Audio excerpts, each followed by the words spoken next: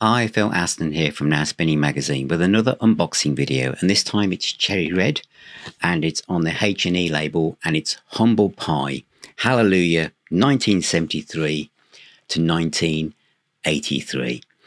So let's first of all have a look inside the box and then I'll tell you what I think of it at the other side. This is a look inside Humble Pie, Hallelujah 1973 to 1983. This is some H&E recordings, part of Cherry Red, and contains 5 CDs. It's a fantastic companion set to the big A&M Humble Pie set. So the discs are the albums that a lot of people may be not that aware of because of when they came out. On to Victory, with the pictures of the band on the back, so very good reproduction. Go for the Throat. Hot and Nasty, Rockin the Winterland from 1973, and then Pyramid Eye 1982, and then Cincinnati Ohio 1983. And there's a small booklet in here as well. On the back, as you saw earlier, you've got the 5 discs and all the track listings and the year that the albums came out. The booklet has a nice essay with some pictures again from the albums that we're talking about, different publicity shots as well. All the detail what was going on with the band. This is by Rich Davenport.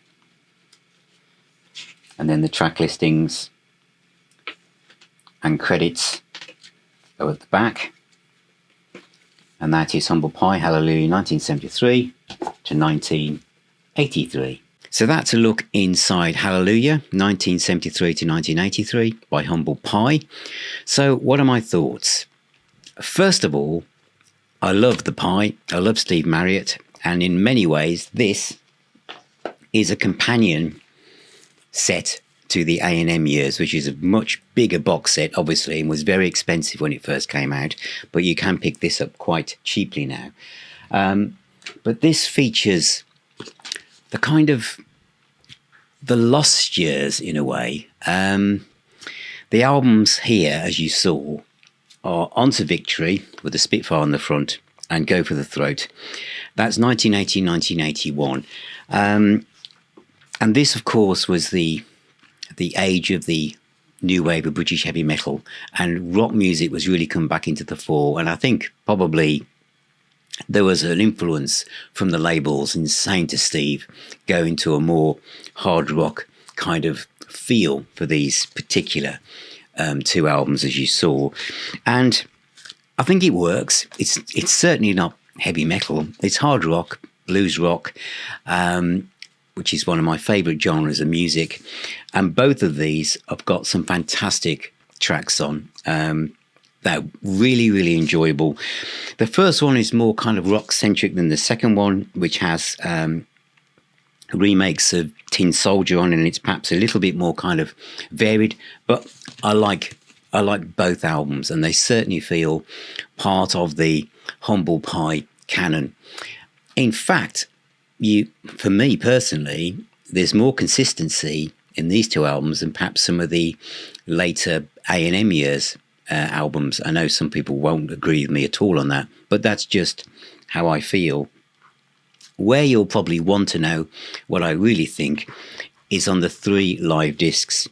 The 1982 live disc is only about half an hour long. The sound quality is good. There's a little bit of tape hiss around the percussion. Do you know that sound you get on an aging tape?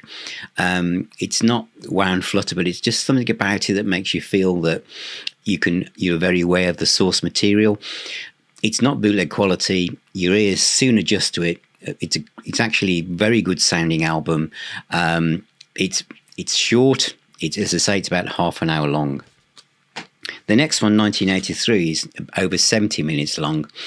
And this one, again, is probably, you can sense it's not a official recording, but it's certainly way a few notches up from a bootleg. So I had no trouble in adjusting to it at all.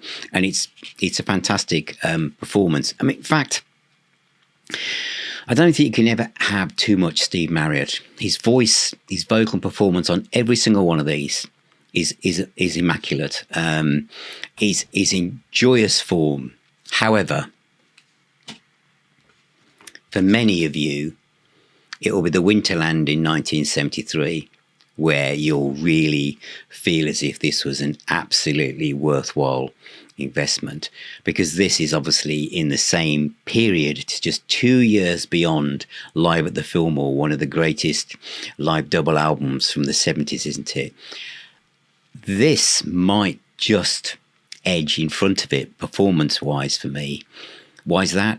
Because the way that Steve Marriott sings the introductions, before each track he sings with passion and soul as he starts to get the crowd ready for the next track, and you are really drawn along with a pure excitement of what you're listening to has never been duplicated again by anyone else. It's another example of a band from the late 60s, 70s making their own footprints and creating something that has never been equaled in that sphere. What I'm saying is there isn't anybody that you can say did this the same. I mean, this is going to sound like a balmy comparison, but I don't think it is. For those of you who know, I Don't Need No Doctor. Wasp did that with Blackie Lawless. I know miles and a universe away, kind of like, 80s metal with early 70s Humble Pie perhaps. But it's when you hear that. I mean, Blackie Lawless did a very good impression of what I Don't Need No Doctor is. Such a hard rocking track, a perfect song for him to cover. But here, Winterland is the perfect brother, sister, companion to Live at the Fillmore. Honky Tonk Woman, Stone Cold Fever, I Believe in You, 30 Days in the Hole, Roadrunner, Up Your Sleeve. But it's the way he introduces the music. It's great. So this is, if you're a Humble Pie fan, if you're into blues rock from that period, then it's a great purchase, and you'll have hours of fun with it. And that is out now in H&E, part of the Cherry Red imprint. So thank you for watching, thank you for being here, thank you for all of your support, and please subscribe and like and ring that little bell so you don't miss out on any future videos. And if you can become a patron or YouTube member, that will really help me continue to broaden the scope of Now Spinning Magazine. You'll get discounts on merch, you'll get an invite to the WhatsApp group, plus the Facebook private group, and also our own Now Spinning Arms virtual pub, which meets twice a month.